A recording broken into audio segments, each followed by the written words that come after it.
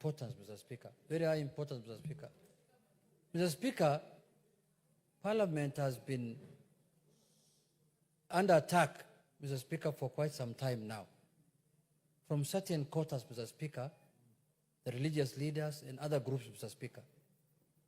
Mr. Speaker, we are not here by accident. We are not members of Parliament by accident, Mr. Speaker.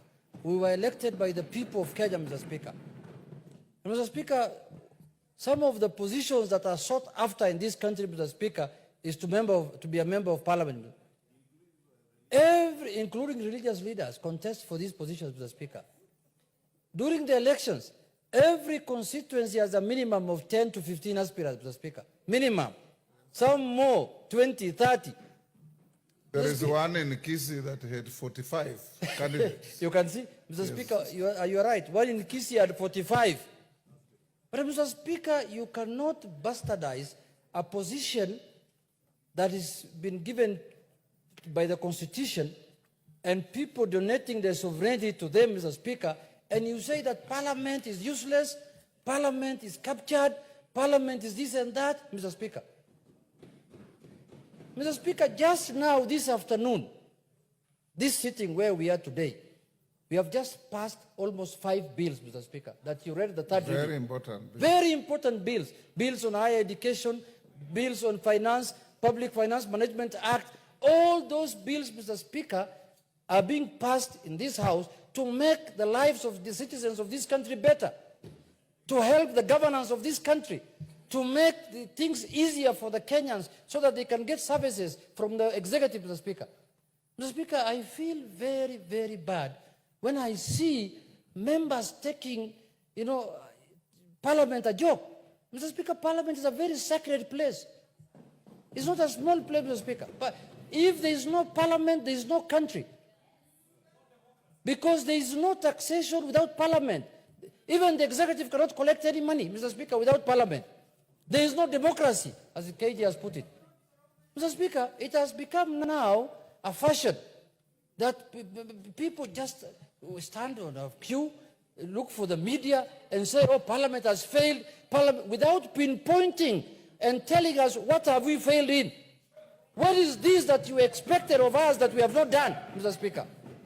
You must hold people accountable with facts and not to generalize and just say, I have been in this Parliament long enough. If you are not happy with other aspects of governance, don't throw it to Parliament, Mr. Speaker. Yes. And then also, you cannot blame members of Parliament who come from the ruling party why they are supporting their government. Yes. People have been elected on parties. Yes. People went to be elected on Kenya Kwanza, others went to be elected on Lazima, others went to ODM. Mr. Speaker, you cannot blame a member of Parliament from the ruling party. Why is he supporting his government? He made a decision in 2022 to run on that party and to support that government. Mr. Speaker, this is the place we need to speak. If the church can speak in the church, we will also speak in Parliament. No, that's the truth of the matter. We are going to speak here. Everybody has a mouth to say, and everybody has a forum to talk. If there is no mutual respect, leadership must be respected. We are speaking on behalf of people. Every member of Parliament here has been given mandate by people. Nobody is here invited. Nobody has come here under the invitation of anyone here. Everyone has been elected. Some of the members here, like the women reps, have come here with over 400,000 votes. It's not a joke, Mr. Speaker. People don't know how difficult it is to convince 400,000 people to vote for you. People don't know that, Mr. Speaker. People don't know how difficult it is to wake up people at 5 a.m. in the morning to queue so that they can vote for you, Mr. Speaker. People don't know that. We respect our religious leaders.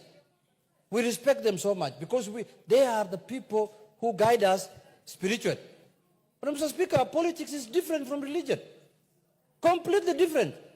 If you think there's an issue that you're not happy with, as a leader of another sector, a religious leader, or even whichever leadership you have,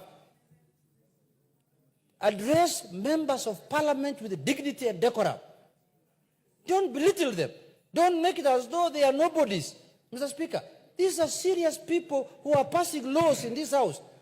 Laws that are going to be used to govern you yourself who are attacking them on TV. So, Mr. Speaker, I want to ask members here to stand up for their rights. The only institution that does not have a union is Parliament.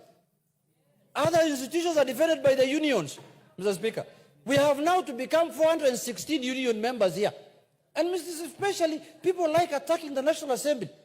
Mr. Speaker, this National Assembly has passed under your leadership for the last 2 years over 100 bills, which have been assented by the President, which have become laws, which are helping the country. So, Mr. Speaker, in conclusion, I want to say, let us rise up for our rights. We are not going we are not going to accept this now lying down. We are going to stand up for our rights, and we are going to become the union leaders. As the minority leader, as the majority leader, now we are going to become union leaders of Parliament, Mr. Speaker. And we will defend, because institutions of governance must be respected. And Parliament is one of those institutions. Parliament has been created by the Constitution. So if we don't respect our institutions, how do you respect the mosque? How do you respect the church? If you're not respecting the institution that is used for governance. With those few remarks, Mr. Speaker, I want to urge people outside there to be respectful. Otherwise, you will know why chicken doesn't have milk. Thank you very much.